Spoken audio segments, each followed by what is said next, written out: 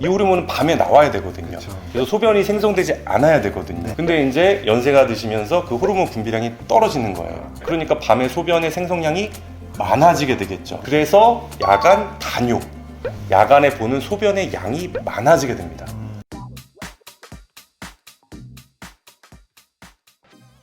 고마우신 구독자님들, 오늘도 클릭해 주셔서 정말 감사합니다.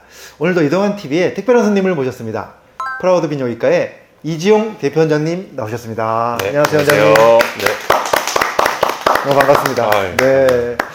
원장님도 유튜브를 하신다고 들었습니다. 잠깐 네. 우리 구독자분들께 소개 좀 해주시죠. 아, 네. 제가 하고 있는 게 이제 채널이 두 개가 있는데요. 두 개. 네, 하나는 네. 이제 저희 병원 채널이 있습니다. 이제 저희 병원 이름을 따서 그냥 프라우드 비뇨기과. 비뇨기과 네. 네, 채널이고요. 네. 그다음에 이제 제 이름을 따서 이지용 채널이 있습니다. 아. 이지용 TV라고. 네. 네.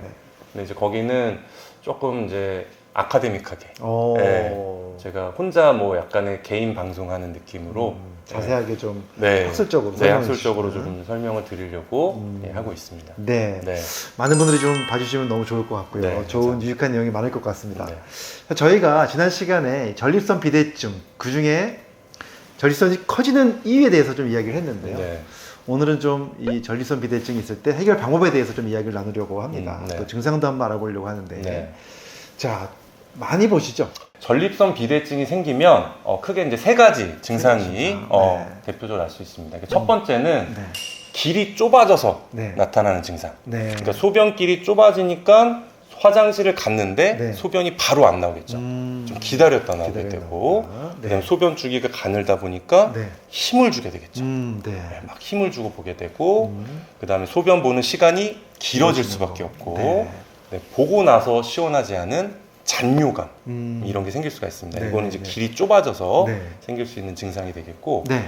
두 번째는 이제 저장 증상이라고 해서 전립선 비대증이 있게 되면 이제 방광에 영향을 미치게 됩니다. 그래서 방광은 소변을 저장하는 곳이기 때문에 저장 능력이 떨어지게 되거든요. 그러니까 소변이 조금만 찼는데 마려워서 화장실 가게 되는 빈뇨 증상. 빈뇨. 네. 네. 그다음에 소변을 오래 참지 못하는 네. 급박뇨 증상. 급박뇨. 네. 그다음에 이제 밤에 소변 때문에 깨게 되는 야간뇨 증상. 네, 이런 게 좀 생길 수가 있고요. 참 이게 힘들어요. 야간요. 네, 많은 분들이 그렇습니다. 고통받고 계세요. 네. 네, 네. 네, 그리고 이제 마지막으로는 네. 소변을 다 보고 나서 이제 옷을 입었을 때 네. 소변을 흘리게 되는 배뇨, 요전적 증상이 네. 생길 수가 있겠습니다. 아, 그렇군요. 네. 이 야간요 때문에 많은 분들이 고통받으시는데 네. 이 비뇨기과에서는 좀 어떻게 치료를 좀 해주시나요? 네. 그래서 야간뇨는 사실 이 원인이 굉장히 다양합니다. 네. 그리고 야간뇨를 느끼시는 분들도 그래서 굉장히 많고요. 그래서 정확한 원인을 확인하고 치료하는 게 굉장히 중요한데, 확인. 네. 첫 번째 문제는 이제 노화에 의한 호르몬 변화입니다. 음. 네, 호르몬이 변화라는 건 뭐냐면 우리가 항이뇨 호르몬이라는 호르몬이 있죠. 그쵸, 그쵸. 네, 그래서 이게 젊은 사람들한테는 이 호르몬이 뇌하수에서 분비가 잘 되기 때문에 이 호르몬은 밤에 나와야 되거든요. 그쵸. 그래서 소변이 생성되지 않아야 되거든요. 네, 네. 근데 이제 연세가 드시면서 그 호르몬 분비량이 떨어지는 거예요. 네, 그러니까 밤에 소변의 생성량이 많아지게 되겠죠. 네. 네, 그래서 야간 단요, 야간에 보는 소변의 양이 많아지게 됩니다. 그래서 임상적으로는 전체 소변의 양 중에 밤에 깨서 소변에 보는 양이 3분의 1 이상, 30% 이상이 되면 네. 야간 단요가 있다고 얘기합니다. 그래서 네. 그런 분들한테는 이제 호르몬 치료, 항이뇨 호르몬제를 투여해서 치료를 하게 되겠고요. 네네. 호르몬 치료는 네. 뭐 먹는 약으로 하나요? 예, 먹는 약입니다. 아, 먹는 네, 약. 네. 예.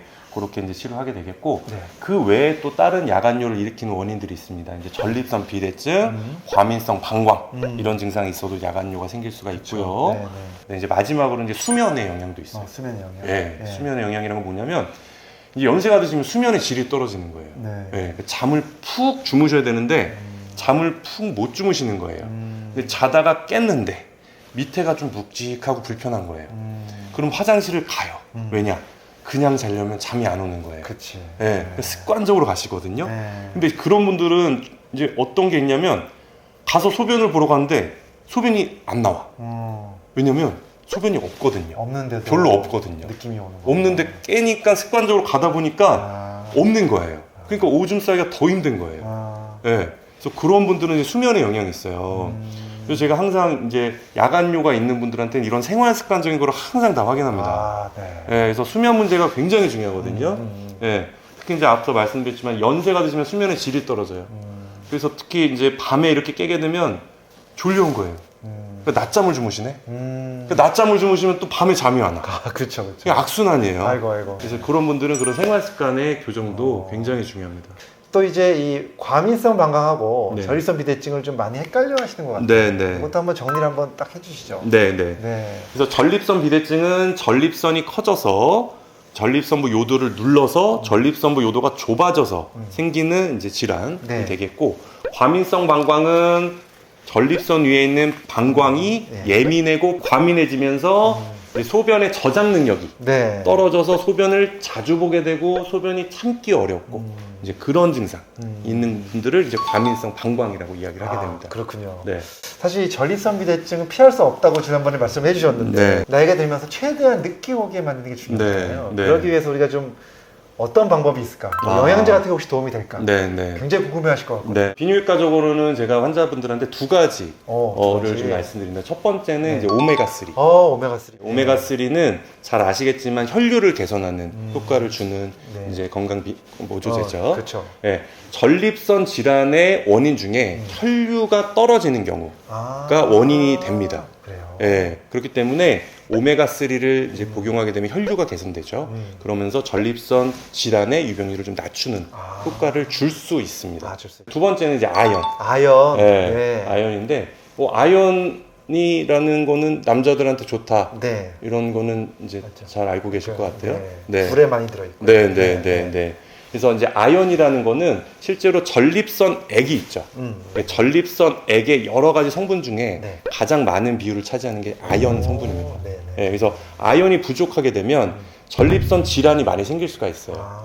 실제로 연구를 해보면 이제 전립선 암 환자나 전립선 비대증 환자에서 정상인에 비해서 아연의 이제 농도가 더 낮다라는 이제 연구 결과가 있겠습니다. 그래서 아연을 복용하게 되면 전립선이 이제 과성장하는데 이제 제한적인 효과를 주는데 좋은 효과를 줄 수가 있습니다. 자, 그다음에 또 전립선 건강을 위한 생활 습관도 좀 바꿔야 되는데 어떻게 해야 되는지 좀 말씀해 주세요. 그래서 우리가 건강 검진 많이 하시잖아요. 그러니까 건강 검진 항목에 뭐 대표적으로 뭐 고혈압, 당뇨, 고지혈증 확인하시죠. 뭐 가슴 엑스레이도 찍고 소변 검사도 하고 하는데, 이 전립선 비대증은 노화에 의한 현상입니다. 쉽게 말하면 누구나 오는 거거든요. 근데 이게 전립선 비대증을 적시에 치료하지 않으면 이제 문제가 생기는 게 뭐냐면 합병증이라는 거거든요. 합병증. 전립선에는 방광이라는 곳이 있고 방광에는 신장이라는 곳이 있어요. 근데 이제 소변 배뇨가 이제 전립선 그 비대증으로 인해서 생겼을 때 그거를 빨리 치료하지 않게 되면 그 위에 있는 방광, 그다음에 신장 기능이 떨어지게 되거든요. 그러면 이거는 해결하기가 굉장히 어려워지게 됩니다. 그래서 빨리 진단하는 게 굉장히 중요하거든요. 그래서 저는 이제 보통 50세 이상 되시는 분들은 정기적으로 비뇨기과 검진을 좀 해보시라고 말씀드립니다. 해보시라고 말씀드리고, 특히 이전과 내가 배뇨 패턴이 좀 달라졌다라는 게 있다면 빨리 비뇨기과 가셔서 확인해 보시는 게 좋겠어요. 근데 그래서 이런 배뇨 패턴이 달라진지 내가 어떻게 아느냐? 우리가 비뇨기과 의사들이 보통 이제 전립선 비대증이나 이제 배뇨가 문제가 있는 분들한테 이거 해오세요라고 보통 이제 말씀을 많이 해드리는 게 뭐가 있냐면 배뇨일지라는 게 있거든요. 배뇨일지. 배뇨일지. 그게 뭐냐면 그 배뇨일기예요. 배뇨일기. 내가 몇 시에 소변을 몇을 봤다라는 건 이제 양을 이제 적어 놓는 거죠. 그러면은 전체적인 하루에 소변의 배뇨량이 얼마가 되는지, 아까 말씀드렸던 야간 단요, 야간의 소변량이 많은지, 그다음에 소변의 횟수, 방광의 용적까지도 알 수 있어요. 그러니까 내가 소변을 뭐 300, 400 정도 차게 보시는 분인 건지 100 정도만 찼을 때 보시는 분인 건지 그런 거 배뇨일지를 보면 알거든요. 그래서 그렇게 해서 배뇨 패턴을 확인해 보시고 정상과 달라졌다라고 하면 빨리 비뇨기과 가셔서 검사를 받아보시는 게 좋겠습니다. 그렇군요. 네. 이 배뇨일지가 좀 중요한 단서가 되는 거군요. 네. 그런데 이제 내가 이 전립선 비대증인 것을 발견했다면 이제 치료를 해야 되잖아요. 최근에 새로 나온 수술 방법이 있다고 들었습니다. 최근에 이제 리줌이라고 하는 새로운 이제 수술 방법이 도입이 됐습니다. 그래서 이건 뭐냐면 수증기. 수증기를 이용해서 전립선에 고온의 수증기를 주입을 시킵니다. 그러니까 쉽게 생각하시면 우리가 여기에 뜨거운 물을 딱 떨어뜨렸다고 생각해 보세요. 그럼 이게 화상을 입잖아요. 피부 조직이 괴사가 되죠. 그런 원리로 적용하는 건데 이렇게 들으면 되게 전립선이 무섭게 화상 입으면 어떡하지 무섭게 느껴질 수 있는데 이거는 이제 국소적으로 적용하는 거예요. 예, 그 리줌 기계가 있습니다. 네. 거기에 이제 증류수를 연결하거든요. 이 증류수를 약 103도 정도의 고온으로 올리게 됩니다. 그래서 증기 스팀을 만들어서 이 전립선 조직에다 주입을 하는데 비대해져 있는 전립선 조직을 보면서 그 부분에만 주입을 하기 때문에 국소적으로 괴사를 일으키게 되거든요. 예, 그래서 이제 그 부분이 길이 넓어지게 되겠죠. 아, 그래요? 예, 그러면서 치료 효과를 주는 새로운 이제 시술 방법이 되겠습니다. 아, 리줌이라는 기구에는 이 바늘이 있고요. 이 바늘에는 구멍이 12개가 뚫려 있습니다. 예, 그래서 이 구멍을 통해서 이제 스팀이 주입이 돼서 이제 전립선 조직에 들어가게 되는데 한 9초 정도로 세팅이 되어 있어요. 9초. 한 번 주입하는데. 네. 그래서 요거는 이제 전립선 크기 모양에 따라서 주입하는 횟수가 좀 달라지게 됩니다. 그래서 전립선이 좀 많이 크지 않으신 분들은 스팀 주입 횟수를 많이 할 필요는 없겠고 좀 크신 분들은 많이 해야 되겠죠. 시간은 얼마 정도? 시간은 앞서 말씀드린 대로 한 번 주입하는데 이제 9초로 세팅이 되어 있거든요. 그래서 이제 이게 몇 번 주입하느냐에 따라 이제 시술 시간이 좀 달라지게 되는데 보통은 뭐 준비하는 시간, 그다음에 스팀 넣고 그다음에 시야도 확인해야 되고 하기 때문에 보통 뭐 한 40g 기준으로 하면은 시술 시간 한 5분에서 10분 정도 정말 걸린다고 간단하네요. 보면 네. 되고 그다음에 이제 크게 커져 있는 분들은 스팀 주입 횟수가 좀 더 많아야 되겠죠. 그러면 시술 시간이 조금 더 길어질 수는 있습니다. 네. 국소 마취로 하는 네, 거죠? 국소 마취 또는 이제 수면 마취로 할 수가 있습니다. 네. 요거는 그러면은 수술이 아니라 시술인가요? 예, 시술이라고 보시면 되고 뭐 쉽게 말하면 전립선을 잘라주는 절제하는 거는 수술, 이와 같이 이제 축소시켜주는 방법은 이제 시술적 방법이다. 이렇게 생각하시면 좀 이해하기가 편하실 것 같아요. 그 지난번에 설명해 주셨던 그 유로 리프트 전립선 네. 결찰술이 있고 네. 이번에 리줌 수술도 얘기해 주셨는데 네. 두 가지 다 간단한 거잖아요. 네, 네. 이 두 가지 장단점이 뭘까요? 네. 네. 그래서 이제 유로리프트 전립선 결찰술은 네. 전립선을 누른 상태에서 묶어주거든요. 네. 그러니까 길이 금방 빵 뚫리게 돼요. 네. 네. 그러니까 효과가 굉장히 빨리 나타납니다. 네. 네. 네, 그래서 결찰술을 하고 나면 그날부터 그 시술한 당일부터 소변 패턴이 개선되는 걸 느끼게 돼요. 네, 그래서 효과가 빨리 온다. 이게 가장 큰 장점입니다. 네. 네. 그 다음에 이제 리줌 같은 경우는 네. 이게 스팀을 주입하잖아요. 네, 네. 그러니까 스팀을 주입해서 전립선 조직을 축소를 시켜야 되거든요. 그러니까 축소가 되는 데까지 시간이 좀 걸려요. 네, 그래서 내가 이 시술을 받고 효과를 느끼는 데까지는 시간이 조금 더 걸려요. 보통은 한 달 정도 지났을 때 한 달. 좀 달라졌다라고 느끼게 되고요. 그 다음에 한 3개월 정도 지났을 때가 최대로 내가 달라졌다는 걸 느끼게 됩니다. 그 다음에 리줌은 장점이 뭐냐면 장기적인 치료 효과가 굉장히 좋습니다. 길게 봤을 때는. 네. 네. 전립선이 커져 있는 거를 줄여주잖아요. 네, 그러니까 네. 그럼으로써 길을 넓혀주기 때문에 이 장기적인 치료 효과가 좋아요. 그래서 보통은 5년이 지났을 때 재치료 가능성을 보면 이제 유로리프트 같은 경우는 한 10% 정도 재치료 가능성이 있고요.